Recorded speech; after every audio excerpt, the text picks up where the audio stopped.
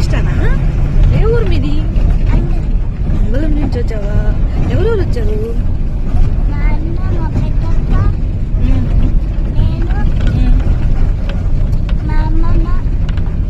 అందరు వచ్చారు కదా. బాగా ఆడుకుంటున్నావు. ఏడిపిస్తున్నావా మమ్మీ వాళ్ళని?